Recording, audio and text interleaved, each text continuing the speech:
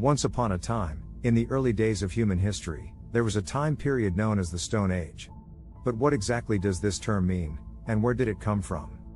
The Stone Age is a term used to describe a period of prehistory that spanned from about 2.6 million years ago to around 5,000 years ago. The term was first introduced by Danish archaeologist Jürgensen Thomsen in the early 19th century, who divided the prehistory of humankind into three distinct eras based on the materials used for tools and weapons: the Stone Age, Bronze Age, and Iron Age. This era, the Stone Age, is characterized by the use of stone tools and weapons. Early humans were experts at finding and using specific types of stone that could be shaped into cutting edges and points, allowing them to make all sorts of implements for hunting, gathering, and even artistic expression.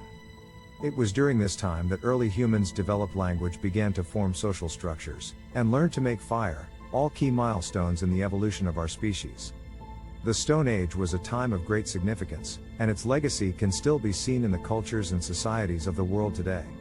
Imagine a time, over 2.5 million years ago, when our early ancestors roamed the earth. This period in human history is known as the Paleolithic, and it represents the majority of our time on this planet. The Paleolithic is often divided into three distinct periods: the Lower Paleolithic, the Middle Paleolithic, and the Upper Paleolithic. Each of these periods had its own unique advancements and challenges that helped shape our early ancestors and eventually led to the development of modern humans. So, what exactly happened during the Paleolithic? How did our early ancestors survive and evolve during this long and fascinating period in human history? The Lower Paleolithic begins with the appearance of the earliest human species. Homo habilis, which means handyman, was named for its ability to create stone tools. This early human species lived about 2.8 million years ago and is considered to be the first species to have evolved a hand that was capable of making and using stone tools.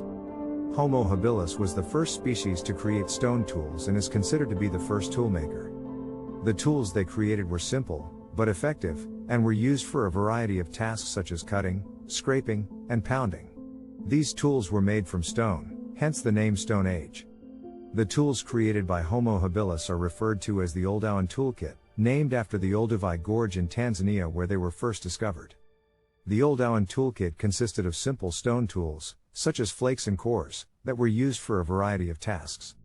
Homo ergaster, which means working man, appeared about 2 million years ago. Homo ergaster was the first species to have an anatomically modern body design, which allowed them to walk upright and use their hands more effectively. This allowed them to create more complex stone tools, such as hand axes and cleavers. These tools were part of the Aqualian toolmaking tradition, which is named after the site in Africa where they were first discovered. Homo erectus, which means upright man, was the first human species to expand out of Africa and settle in other parts of the world. This species lived about 1.8 million to 100,000 years ago and was the first to have a cranial capacity that was similar to modern humans. Homo erectus may have been the first species to use fire and rely on material cultures, such as clothing, shelter, and tools, to survive. The Middle Paleolithic is a fascinating chapter in the story of human evolution and technological advancement. This period is characterized by significant technological and cultural innovations that would lay the foundation for the Upper Paleolithic and beyond.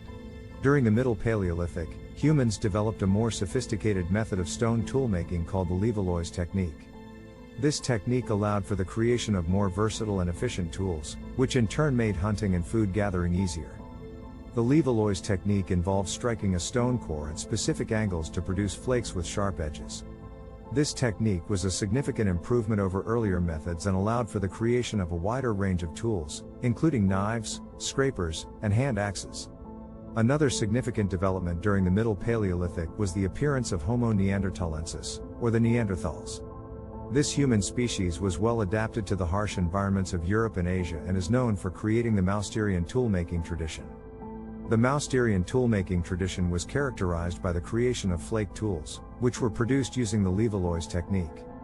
These tools were used for a variety of tasks, including hunting, food gathering, and even personal grooming.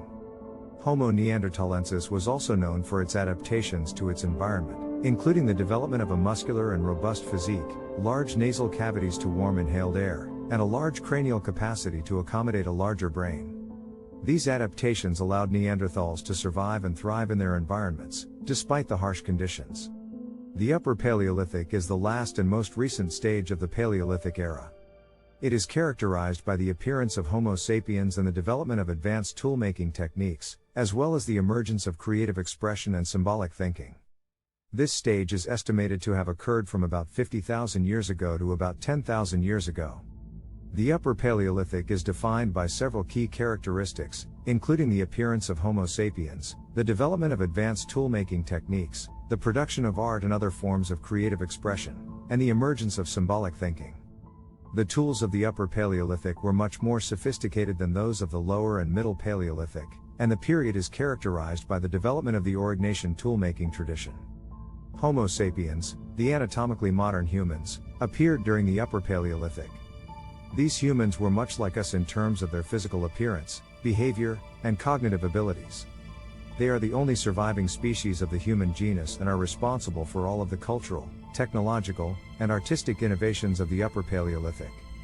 The Aurignacian tool-making tradition was developed by Homo sapiens during the Upper Paleolithic. This tool-making tradition was characterized by the production of more sophisticated tools and weapons, as well as the use of bone, antler, and ivory as raw materials. The Aurignacian tool-making tradition was a major step forward in human technological development, and it allowed Homo sapiens to adapt to new environments and pursue new forms of subsistence. During the Upper Paleolithic, Homo sapiens made significant advances in technology, culture, and artistic expression. This period saw the development of more advanced tools and weapons, the creation of art, music, and other forms of creative expression, and the emergence of symbolic thinking. The Upper Paleolithic was a time of great change and innovation for Homo sapiens, and it laid the foundations for the development of later civilizations. One of the most significant events of the Upper Paleolithic was the spread of Homo sapiens out of Africa and into the rest of the world. This process took place over many thousands of years, and it allowed Homo sapiens to colonize new territories, adapt to new environments, and pursue new forms of subsistence. Today, Homo sapiens are the only surviving species of the human genus, and their descendants occupy every corner of the earth. The Neolithic, or New Stone Age, refers to the period of human history that followed the rise of plant and animal domestication. This era lasted from about 10,000 BC to 3000 BC and marked a major turning point in human development. The Neolithic marked the transition from a hunter-gatherer lifestyle to a more settled, agricultural way of life. With the domestication of plants and animals, humans were able to produce their own food and were no longer reliant on hunting and gathering for survival. This allowed for the growth of permanent settlements and the development of complex social and political systems. During the Neolithic, humans made significant advancements in agriculture, including the development of irrigation systems and the use of plows and other tools. The rise of agriculture allowed for the growth of larger settlements, which led to the development of trade and commerce. The Neolithic saw the rise of monumental architecture, such as megaliths and stone circles, as well as the creation of pottery, weaving, and other craft traditions. The Neolithic was a time of tremendous growth for human populations, and this growth was accompanied by the development of civilization. Permanent settlements gave rise to complex social and political systems, and the growth of trade and commerce led to the rise of cities and states. During this period, humans also developed writing systems and created early forms of religion and spirituality. The Neolithic era came to an end with the rise of metalworking, which marked the beginning of the Bronze Age. The Bronze Age saw the creation of new tools and weapons made from bronze, which was harder and more durable than stone. This era was characterized by the growth of trade networks and the development of more complex political systems, including the rise of empires. The Stone Age was a defining period in human history, characterized by the use of stone tools and weapons. This era saw the development of language, social structures, and the ability to make fire. It was during this time that early humans evolved into more advanced species, such as Homo habilis, Homo ergaster, and Homo erectus, who went on to create increasingly sophisticated tools and weapons. The Paleolithic era, of which the Stone Age is a part, was divided into three distinct periods: Lower, Middle, and Upper Paleolithic, each with its own advancements and challenges that helped shape the evolution of our species. Today, the legacy of the Stone Age can still be seen in the cultures and societies of the world.